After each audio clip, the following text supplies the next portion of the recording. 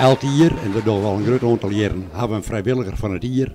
En Jood werd de beurt aan Titi Keizer Viersen, hieruit van worden. En die had er al vanaf 1921 lid was van de korfbalvereniging. En nou, je kan eigenlijk wel zeggen, ik denk haast ek lang vrijwilligerswerk die voor de vereniging.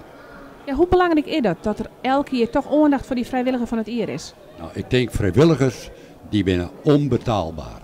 Wij hebben een maatschappij die steeds meer vraagt van de meerskip, die steeds meer vraagt van vrijwilligers en die steeds meer vraagt van de mensen om zich in te zetten voor hun omjouwing. En dit is denk ik een voorbeeld van jarenlange trouw, jarenlang had ze haar best gedaan voor de vereniging en vooral dat spreekt me hierin heel goed aan. Ja, want wat zal je doen?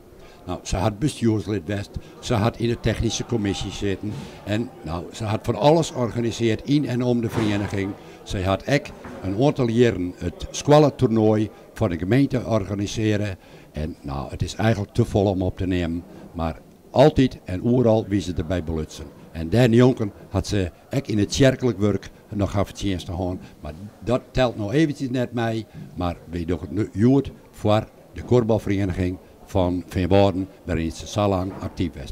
Vrijwilliger van het jaar van de gemeente Dantemerdeel. Hoe vielst u die? Ja, heel bijzonder, heel onverwachts, heel, ja. Ik kan eigenlijk niet eens uitdrukken hoe ik me viel. Het is correct op dromen kijken. Even een eindje. En dan zit er Emke Peterson, de wethouder van de gemeente Dantemerdeel, en die zei ja, een speciaal vrouwje, Titi Keizer, vrijwilliger van het jaar. Dat jaar ik eerst niet eens. Ik kies iets van wat hier al hier gebeurt, ik weet het niet. Ik wil je wij. Maar toen ik zei, toen dacht ik van, nou, dat kan helemaal niet. Nee, ik weet niet. Dat is gewoon die ding en nee, nee. Ik kon er me niet bij, maar het moest wel weer wezen, omdat dus mijn moeder weer en mijn broer weer er. En dus ja, er moest wel iets weer wezen. Ja. Toen zei het vrijwilligerswerk, ik doe gewoon mijn ding. Is dat extra voor jou? Ja. Het jat er gewoon bij. Ja. Beseft je wel dat mij al die vrijwilligers gewoon de regengraad van de maatschappij bent? Nee. Het is gewoon, het jat erbij.